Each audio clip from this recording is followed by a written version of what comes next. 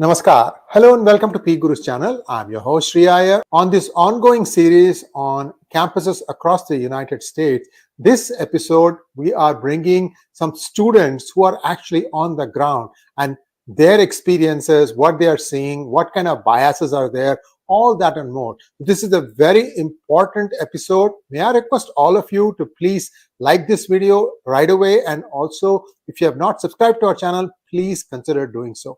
For today, we have two new guests and one returning guest. And I'm going to introduce you all in this next screen. So first of all, let's welcome all our guests.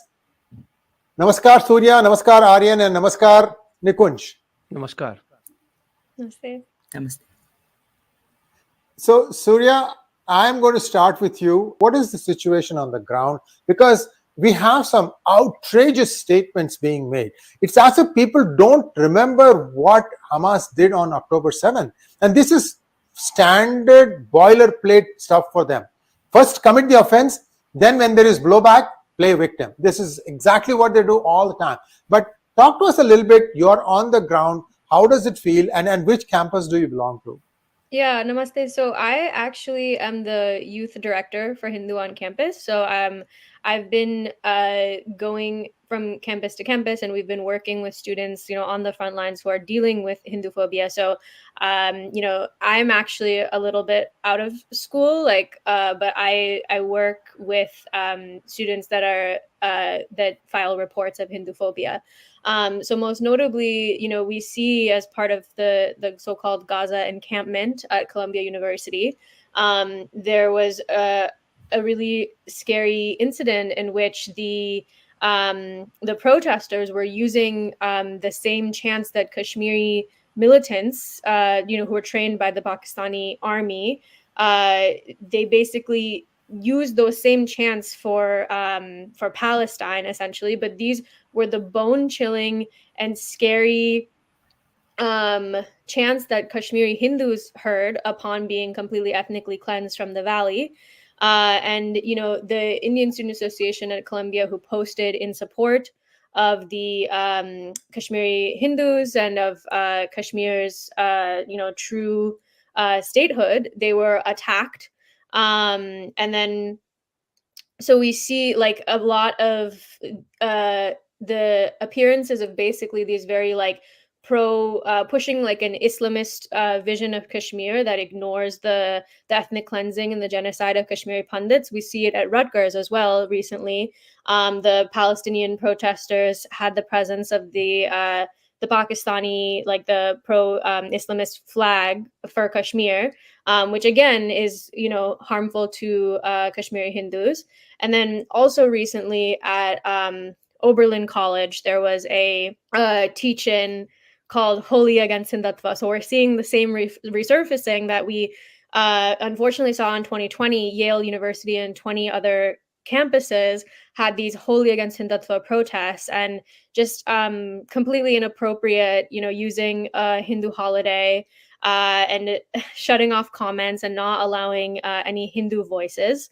And saying that, Hindu nationalism is a danger to America. And they're basically indoctrinating and brainwashing these students. Like they're even saying like no knowledge is necessary, and they're not providing anybody from the Hindu perspective. And, we fear that essentially what we see happening to Jewish students, which is really concerning, like the not being allowed into libraries and like the escalation, we fear that these similar tactics are now being used or could be used more broadly against Hindu students in coming years, because the Hindu voice is absolutely missing from the conversation. And it's, discrimination is totally okay if your propaganda tells you that it's okay. So, we're very concerned about the way that Hindu voices are being erased.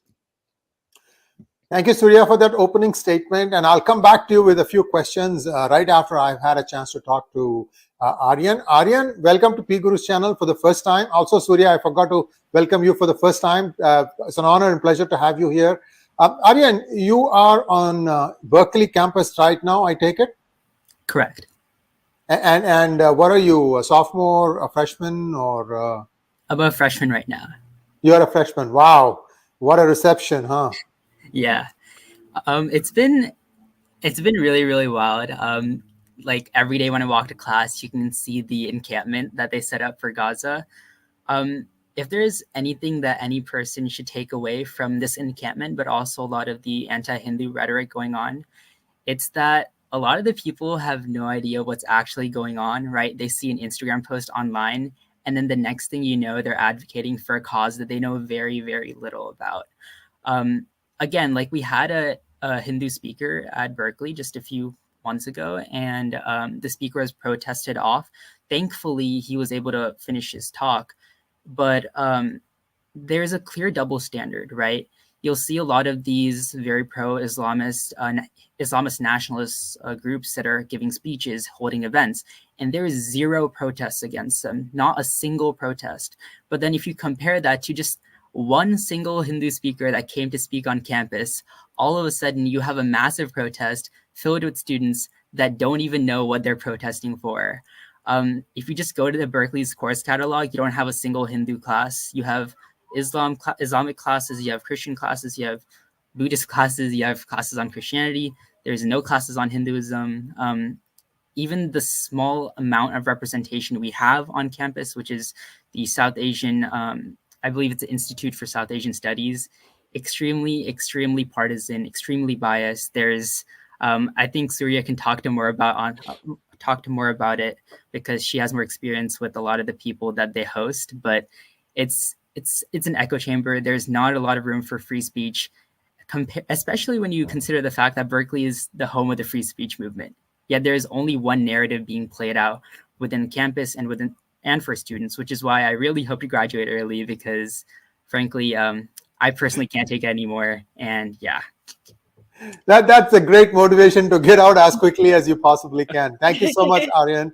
UC Berkeley campus, it leaves a very bad taste in my mouth also. I contributed heavily to establishing a Tamil chair there, and the people who established the Tamil chair, they've actually been pushed out. I don't have to tell you names. Many of you know who I'm talking about. Husband and wife couple, and UC Berkeley, less said the better. Anyway, that's all I can say.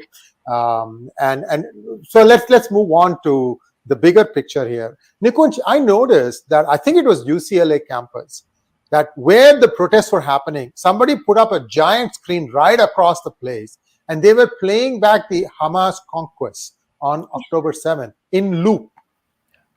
Now, more of this is needed. And I'm not saying that what the anti-Palestinian protesters did in UCLA on one night is right, but what choice do they have? The police just stand and say this is freedom of speech. Nikunj, the freedom of speech is getting ridiculous. I'll tell you one example, Nikunj. I am covering live one protest going on in front of the Indian consulate building, March 2023. And a busload comes in. So these are not people residing in the Bay Area. Busload comes in, drops off a bunch of people. One of these guys, loudmouth, and then he wants to be heard and seen. And once he gets, he knows that I'm live. Once he gets a chance, he starts talking about Hindu women and how he would like to, 4-letter words. When we did some research, this fellow is wanted for murder and other molestation cases back home in Punjab. But most likely he is going to get a residency permit here. So Nikunj, you see these kinds of lumpens also. Now you are seeing that all these campuses, it's a good chance that the majority are not students on the campuses. These are being bussed in. These are being brought in. And I've already uncovered the numbers. $400 an hour, $3,200 to $3,500 for an 8-hour protest. My God, where's the money coming from, Nikunj? Give us a big picture as to how you are seeing this thing and where do you think things are headed? Yeah, no, I mean, you covered the right points, and you can see the student voices here who are speaking about like how they're concerned, like, can't wait to get out of here. I want to be, I'm concerned about what's going on, anti-Hindu hate and bigotry on campuses. It's been going on. I mean, obviously, October 7th was a very, it was a crescendo, especially for this issue that's happening. But think about even before that, right? And Surya brought up the idea of the Holi against Hindutva, and I'm going to give you a couple of examples. Think about the Dismantling Global Hindutva Conference. 55 university departments sponsored it in 2021. So in 2021, and the comments made there, nobody batted an eye saying Hinduism is equal to Nazism, or Hinduism is a danger to universal brotherhood. If that was said about any other religion today, there will be like a huge uproar, right? It's essentially the people saying it will be canceled. These people's titles will be canceled, everything. But when it comes to Hinduism, it's all good. And they made it very clear. They do not distinguish between Hinduism and Hindutva, right? So they made it very clear that some people say, oh yeah, we're not talking about Hindutva or Hinduism, we're talking about Hindutva, which is a far-right Hindu nationalist movement, blah, blah, blah. But these people made it very clear. Now, it's starting from there. Then you remember Holi against Hindutva, as Surya mentioned. There's a pattern of targeting Hinduism, not even just Hindus, but Hinduism as a religion, and using and politicizing what we are about, right? So I'll come to the Kashmir point in a second, but this recently happened as well at Oberlin College, where there was a teaching, right, that talked about Holi against Hindu, organized by the Asian American Alliance and the Muslim Student Association. So no Hindu student organization organized it. But when protests happened, they started to say protesting against this Holi against Hindu is equal to Islamophobia. That's nonsense, because we are protesting against the fact that they are using our religious festivals. Now, what people don't realize is in March of 2020, Equality Labs released a statement, Why Say No to Holi? In that statement, they said Holi is a casteist festival that celebrates the burning of a low-caste woman, where men throw semen at women. Okay, this was their statement, and we have the evidence, it's there. Now, the problem is, when people say, oh, what's the problem with Holi against Hindutva? Holi against Hindutva and Equality Labs work together. And they have a very verbatim statement about how Holi is casteist and it celebrates the burning of a Dalit Bahujan woman on their website and other things. So there's so many of this background that these people are not working in isolation. The direct target is Hinduism. Now, so at Oberlin, this happened. Then you heard about Columbia University. And the latest one is at Rutgers University, where they forced the university to admit to 8 demands or so, or one of them was still confirming some people have some conflicting ideas, but we're still confirming the fact that they will be displaying flags of separatist movements, such as the Kashmiri, separatist movement that targeted and genocided Hindus and made them flee the valley. And they're flipping it on its head by saying that Kashmir is occupied. No, man. Kashmiri Hindus were the indigenous people, and the Buddhists were indigenous to that land that you threw out, okay? And now you're turning around and saying this is occupied by who, right? So the idea is, but the problem is people have bought into this wholesale propaganda because they're scared, or they'll be considered Islamophobic or something else. But in reality, that has nothing to do with Islamophobia. It has to do with facts. The fact that now you are going to endorse and celebrate the genocide of indigenous people by hosting a flag on campus is bizarre and really ridiculous. And I know the community is up in arms, who are going to be going after Rutgers and saying this is not acceptable. So this is a pattern that we are seeing. Now, it's not just about the money. The money is coming, like you said. And this happened, by the way, other places also, where the Khalistanis were being bussed by hundreds and hundreds to different protests, etc.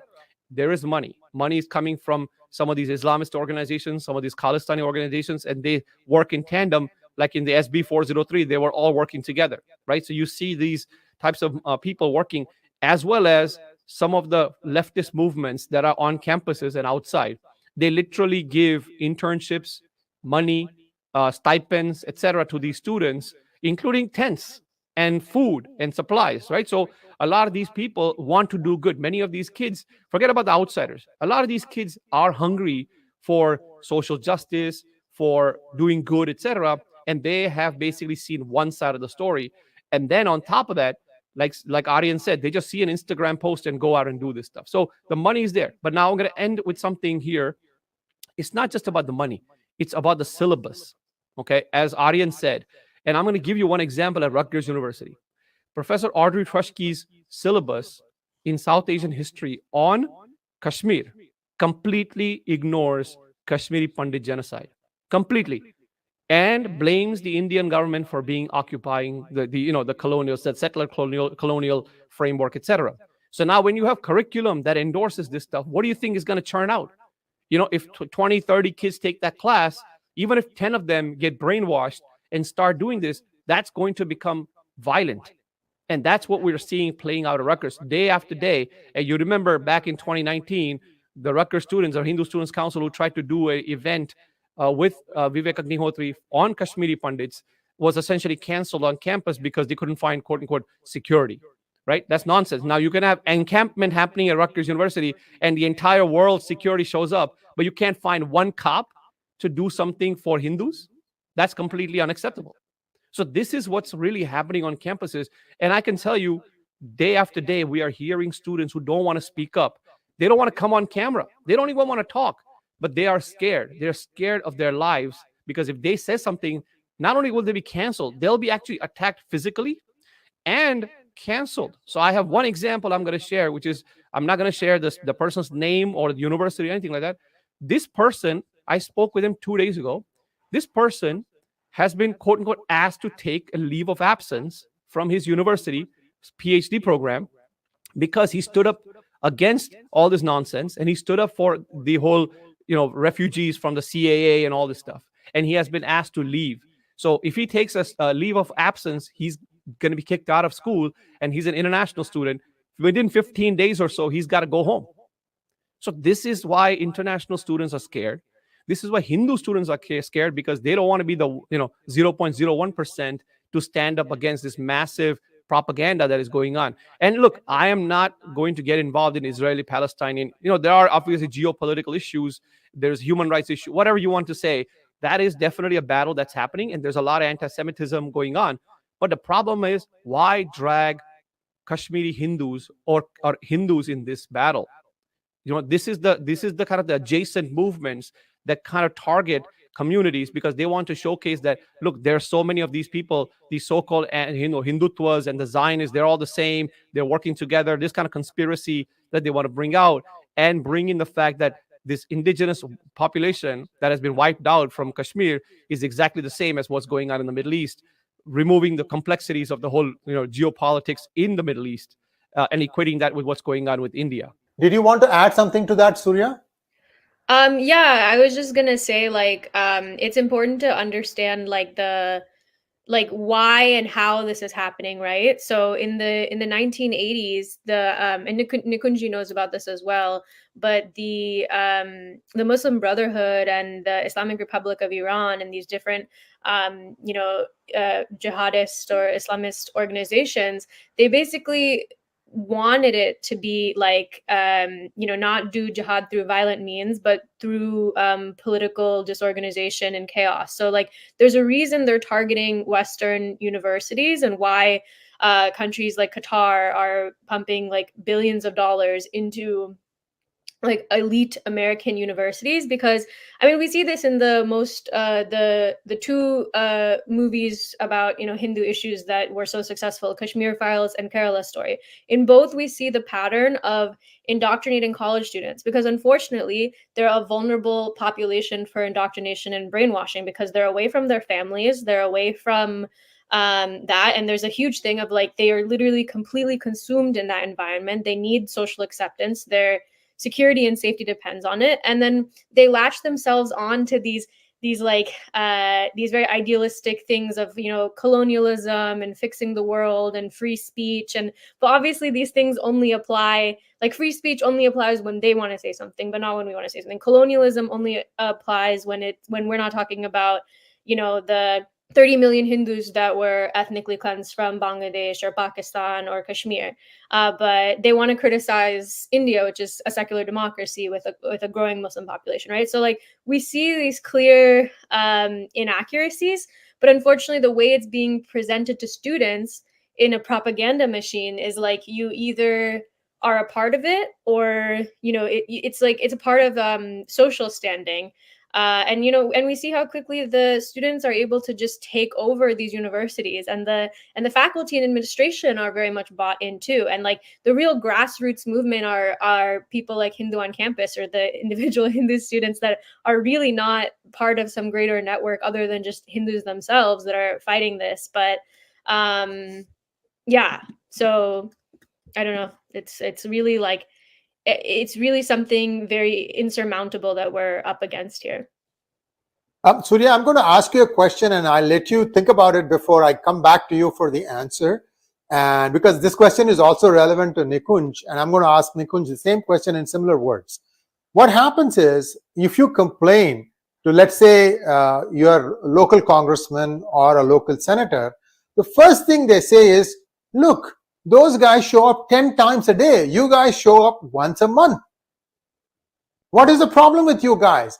Now, the answer that will come to my mind immediately is that I have work to do. I have a 40-hour-a-week job, and I just happened to read this somewhere, and I wanted to tell you what's wrong with this. That's what I would say. But this is something that you, since you are on the campuses advising various students, you're probably going to face a similar problem when the Hindu students are going to, by the way, this is coming. Today, the Jewish students are the target. Tomorrow, it will be the Hindu students. These people know exactly who's Hindu, just like they found out who's a Jewish student. So think about how the students on the campuses need to basically stand up, and also to be able to bring it to the authorities in time for effective action. So I leave you with that thought, and I'm going to go to Nikunj and ask his thoughts on how do we tackle this problem, Nikunj? Yeah, I mean, look, the example I gave you earlier, right? There's another similar example. A lot of these students, they go and file complaints. There was 5 to 7, maybe 10 students may have filed complaints against this individual to say he was Islamophobic, he's racist, he's against black people, like so on and so forth. It doesn't matter whether the complaints are right or wrong. They just filed them. So because they filed them, it's the university's obligation to investigate that. Now, if 10 complaints are filed against you from different people, it doesn't matter whether they're right or wrong.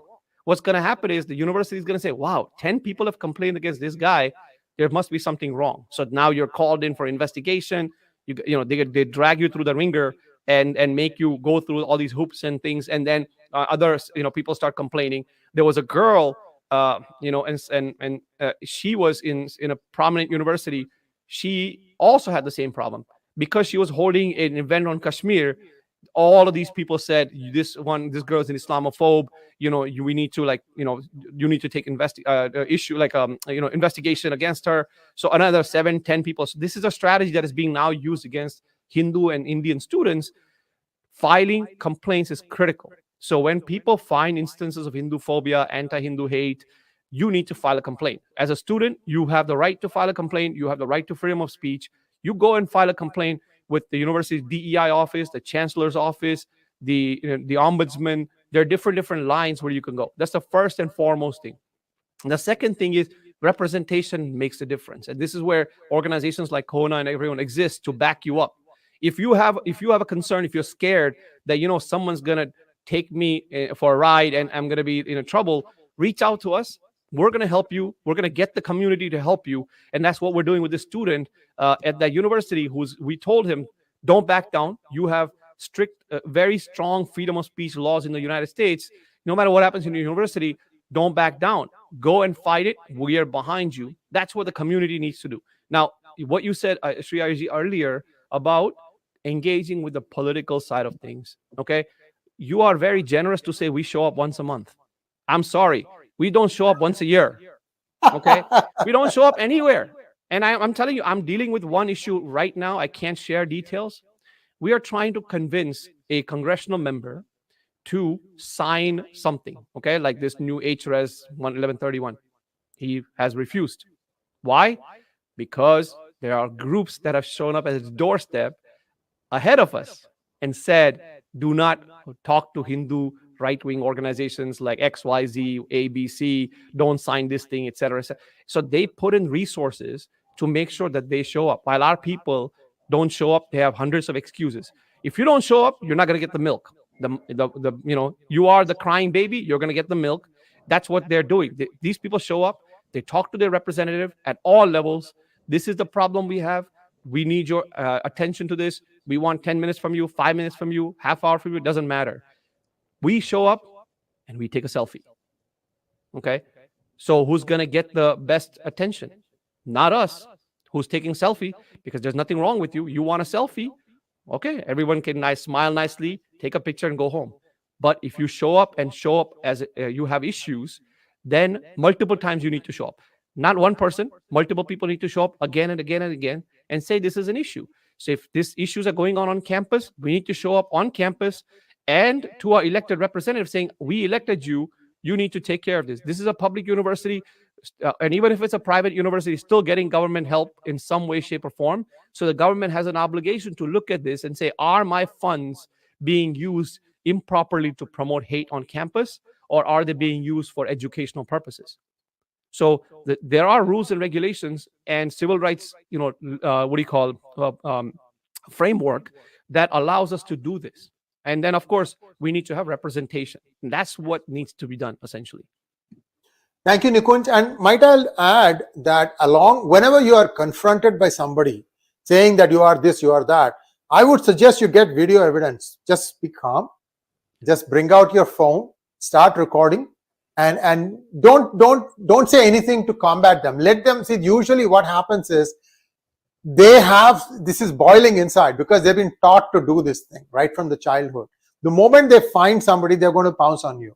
Get the video evidence and let that speak for you when you put the complaint, because then they can't walk away from that. The video evidence has the date and time of recording, the place, you can see the backdrop, it happened in the campus, that you were going about doing your job. Because why I'm saying all this is because most Hindu American students, they're told at home, look, you have a job to do at the university, go study, get good knowledge, good education, and secure your future.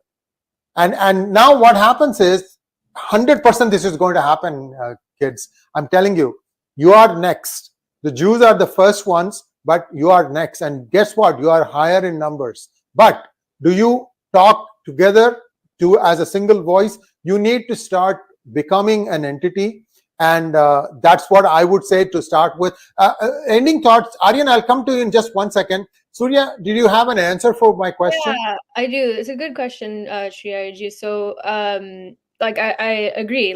It's more dangerous to not speak up in these times, because I think we see with the Oberlin event, that was a good example. Like, we spoke up, and just, if just a few people on a campus complain, even with a few Hindu students, without, a Hindu student association or Hindu student group, there is a network of Hindus that will be behind you. Like, we had a protest organized by Kona in Cleveland, and we had all these Hindus around the world, reacting around the country, around the world.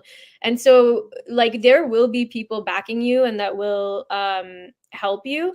But we need more Hindus to take jobs in, like, even in the things we traditionally go towards, like medicine or tech or research. There's ways to, do research that integrates with doing research on Hindu phobia, or doing law or advocacy, but like in Hindu fashion. Or we have comedians like Pranav Bihari, who has like a great podcast where he kind of talks about Hindutva, but like, makes it more cultural and like comedian based, right? And we need people who, even if you do medicine, like you can research like the different impacts of Hindu genocide or something. So there is a community that will back you, and there are people, Hindus, who are hungry for that representation, essentially. But like we saw with the Oberlin event, at least we got the Muslim Student Association, they took their name off of the event. Of course, like, we didn't get a formal apology and they didn't publicly do that. But also with the Tufts, the Peter Friedrich event, where, he's a known anti-Hindu person from a Christian. Oh, we all know him. Yeah. Yeah. Right. And so that event was at least postponed for the time being. So, like, when Hindus do things, you do see a response, because what we're essentially saying is, like, actually, you can't mess with us. You can't walk all over us. So it's actually more dangerous to not say anything, because then eventually it'll be too late. So if we stop the seeds of that being planted right now, because right now, like we're a bit of a free-for-all. Like it's okay to even just attack Hinduism. Like the Jai Sai Deepak event that Aryan was talking about, they literally crossed out Bharat and wrote India, and like the Muslim Student Association and the Democratic Socialists of America. And it's like, you claim to be anti-colonialism, but India is what the British called it, right? And so like, why are you hiding the indigenous name? So there's just such clear fallacies in their logic and their thinking, and it's our absolute duty to speak up, and we can integrate it and intersect it with whatever career paths we choose. But we need young Hindus to be taking that as part of their career, or maybe making that part of their full time. Yeah. Thank you so much. And Aryan, if you could unmute yourself, I have a question for you. Things probably are looking a little tumultuous. I mean, you've been there for 6 months, probably. You're a freshman. And UC Berkeley isn't usually this bad. Sometimes it gets worse, is what I was going to say. But Aryan, in terms of as a community, usually we have 4 or 5 events where, almost all Indian American kids will, congregate to. There will be like a Ras Garba festival. There'll be some events at Berkeley where there are, dance competitions going on. I've been to Berkeley. It's a great place where I get to show, I see, amazing stuff being delivered in like 5-minute, 10-minute skits, all that stuff. But as a group, how united or how, cohesive are you guys? Are you trying to kind of say, let's, at least stay in touch? Have you guys made some WhatsApp groups where you can share some information? Like, for example, somebody's caught by himself or herself, and he's surrounded by 6 people who are screaming abusers, right? And there should be a way to know that at least 2 or 3 of his or her friends know where that person is, so that in case there is no response on a ping, at least they kind of do a find my device and get there quickly. Anything like that happening? Well, I hate to end it on such a somber note, but I think the biggest problem in Berkeley is mostly the quote-unquote secular Hindus, right? Most Hindus are either, as someone stated earlier, either entirely focused on schoolwork or are apolitical, or unfortunately are very, very progressive to an extent at which they don't realize that they're quite literally being brainwashed. I think in terms of Hindu Yuva and like the other Hindu groups I've been with on campus, at most, maybe 20 to 30 students, and that's it, like across a campus full of 40,000 students. So it's incredibly frustrating because a lot of the students that are, again, progressive seem to not actually know much about Hinduism, right? They go to maybe 1 or 2 Hindu events per year. They go to Diwali and they go to... the parents force them. Exactly. And they don't even call Holi Hindu anymore. They call it South Asian, right? And so there's this strange sense of eradication of Hindu culture and an amalgamation where it's not Hindu, but it's South Asian culture.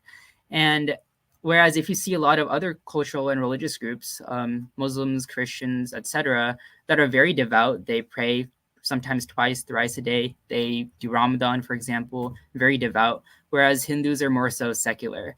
And so I think long term, when we think about, it's the Jews right now, it could be the Hindus later. Idea for me, the idea that Hindus aren't as religious in the future, especially students that, their parents immigrated here and they didn't learn necessarily all the correct values growing up. It's a somber idea for me that they're going to be entirely brainwashed and they're not going to understand a lot of these issues that have been going on in the Hindu community. So I'll just end it off on that. I would say, right now, I'd say at most, if I wanted to contact someone, if I needed help with someone, and I hate saying this, I would rather contact the Jewish community than the Hindu community, only because the Hindu community is so disunited here.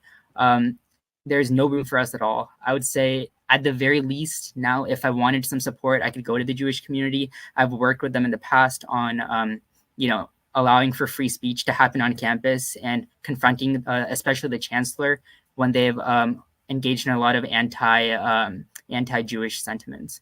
But I'll end it off on that. We need. Thank you so much, Aryan. See, the thing is, you have to make a beginning. We have been caught a little bit on a surprise here. We have been, caught short-sighted, blindsided, if you will.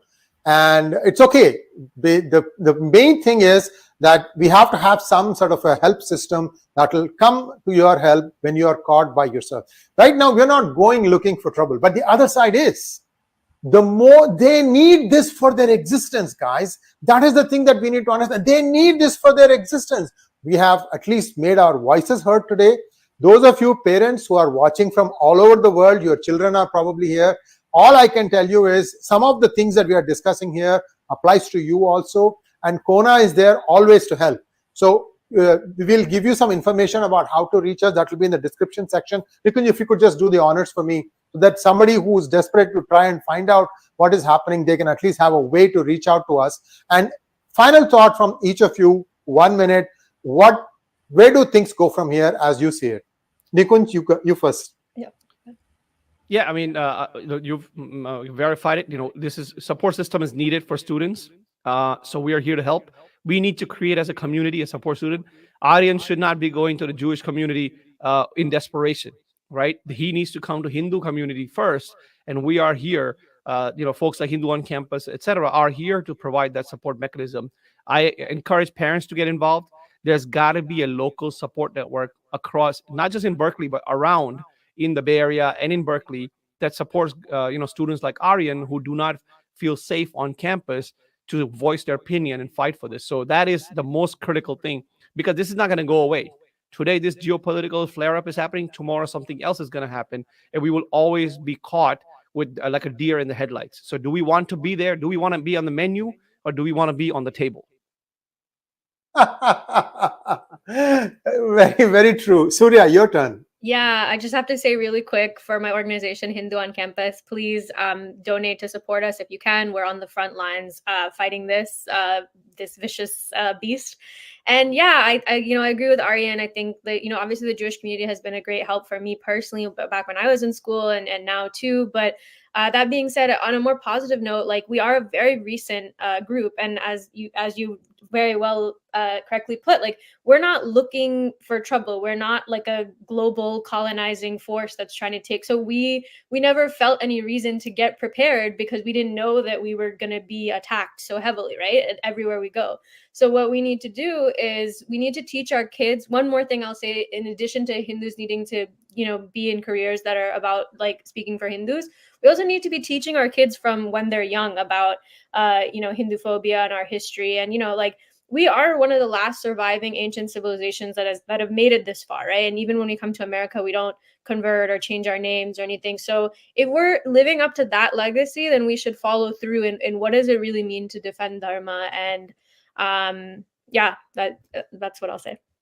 Wonderful, Surya. And now, Aryan, I would like to ask you, take the big picture here. You still have 3 years to go. Maybe you should be the one trying to get together some groups. It's good that you have something to fall back on, but remember that I think the Indian student body is probably bigger than the Jewish student body in Berkeley. I could be horribly wrong, of course. Be that it may. I'll give you an example. I know a friend of mine who goes to a very reputed campus in the Bay Area, and you know what he wears when he goes? He wears his veshti. Veshti is dhoti, it is pancha, it is mundu in different languages, but basically that is the traditional Indian attire. And and nobody is surprised. He goes about the campus wearing that. My point here is you have to be proud of what you are, what your religion is. The other guy wants to read namaz 5 times a day. At least Hindus, let us do some basic things that we can to remember what our great cultural civilization is. I just wanted to ask you, maybe you can think about what you want to say, and then we can, move on to Nikunj. I think so. Obviously, on a level that we're looking at right now, I do think on college campuses specifically, it's important to work with organizations such as Hindus on Campus, Kona, in order to facilitate these discussions that aren't being had on college campuses. But I think on a macro level, we do need to start from the home. I think more kids, especially kids that are being brought up in the US, need to learn more about Hinduism. I attended Chinmay Mission for like the beginning of like the first 15, 16 years of my life, which really led me to learn about the values of Hindu Dharma, as well as the values that, I have when I make every single I make in my life. And so I think teaching kids early and young is really, really critical, because I see a lot of Indian kids, especially within, for example, as you stated, the Indian Student Association, that have no idea what Hinduism even means, what it is, our basic shlokas, our basic values. I think it starts back at the home. And I think long term, I think that's where it starts. We need to teach kids about dharma, as well as, yes, wearing and showing and being proud of our Hinduism, right? Not necessarily being so secretive about it, and not necessarily being quiet when others tell us that we shouldn't be standing up for our values. Thank you so much, Aryan. Excellently spoken. Nikunj, final word, and then I'm hoping they will come back again, because this is just the beginning. I get this feeling that somebody has latched on to a formula that they think is going to work to get their end, especially since two universities have even quasi-recognized them as a body where something has to be agreed to. I would have very much liked them to, show them the door and say that you broke the law. First, you suffer the consequences. Then we'll talk later. But it's not happening. So whatever it is, Nikunj, your 2 cents, so that we can wrap up after that. No, absolutely. So this is, this is the salvo, as I say, the opening salvo of what is to come. And we hope that, you continue to host, students and all of us to come and talk about these issues. I think this is, this could become a series of things that could be happening as we go forward. As Aryan mentioned, the support network. So we have a Kona Youth Advocacy Network. If you are a young Hindu student on campus or off campus as a young professional, join us. It's called Cyan. So we are developing that precisely for what Aryan is saying, precisely for that, because there are Hindu organizations doing good work on campus. The challenge is that they are doing a lot more of the softer stuff, which is great, but we need to have more of a advocacy focused organization on campus that addresses this issue directly, without shying away and saying, no, you are a bigoted, you are advancing bigotry and Hindu phobia. And it's not xenophobia, it's directly Hindu phobia. And we will tackle this head on. So, join us. Absolutely. This is going to continue. Unfortunately, one situation or the other situation, because the institutionalization of bigotry against Hindus has been going on for years and years, decades, right? And this is just coming to fruition. As you sow the mango tree, 30 years later, you bear fruit, right? So now this has been sowing for years and decades. Now is coming to fruition, essentially. You mentioned, as Chinmay Mission and other organizations doing a great job. Well, what ends up happening is there's so many kids out there who are disengaged and have no idea about their culture and heritage. And as a result, they get fed a lot of nonsense on social media and on campus, and then completely shy away from their culture. So we need to inculcate and re-inculcate that, and also talk about the persecution of Hindus that has been going on for many, many years. It's not something new. And our kids don't know. So then they go and fight for persecution of other people, right? So it's like, what's the persecution of Hindus? There's no such thing as persecution, because we never talked about it. All of a sudden, you show up as an 18-year-old on campus and you are being fed about persecution of other people, which, may happen or may not happen. I don't really have a point on that. What about our persecution? We need to educate kids on our persecution. The Jews do this at like 3, 4, 5 years of age about the Holocaust, when we never talk about one single instance of what happened to Hindus for the past hundreds of years. And that's the result. Actually, one horrible parallel is, while the Hitler army was committing the Holocaust, Churchill did the exact same thing in Bengal. Yeah. Exact same thing, same years. No, and yet we don't even talk about this. There is actually a researchers that have basically said 100 million plus people were killed under the British, with a whole host of things: famine, policies, caste policies, the Criminal Tribes Act, you name it. The horrors of the colonial experiment in India, in Bharat, that is, have claimed over 100 million people, 100 million lives. And this is not us saying. This is researchers who have come up with that the numbers. And $42 trillion, which is obviously debated by many people. Even if it's not 42 trillion, it doesn't matter. But lots of money and resources sucked out of the indigenous people and taken away. And now we are being shown as the colonizers when our land is taken away. Wow. Yeah, to both Aryan and Nikunj's point, like it seems like they want to wear Hinduism as an outfit when it's convenient. Like they want to do holy and stuff because it's fun, right? Like they're not using the other religions' holidays because it's not as like fun for them, but like they want to just turn it inside out and like. And I think there are parents that do speak about like their own experiences of being persecuted for being Hindu, but unfortunately the kids think, oh, my parents are just being, it's not, because like it's not reflected in the society, so they think their parents are just being conservative or something, right? Overly dramatic. Right. Yeah. Yeah. So yeah. Absolutely. Absolutely. Thank you so much. Thank you, Aryan. Thank you, Surya. Thank you, Nikunj. And viewers, please like, share, and subscribe to our channel. Don't forget to click on the bell button for notifications. Namaskar.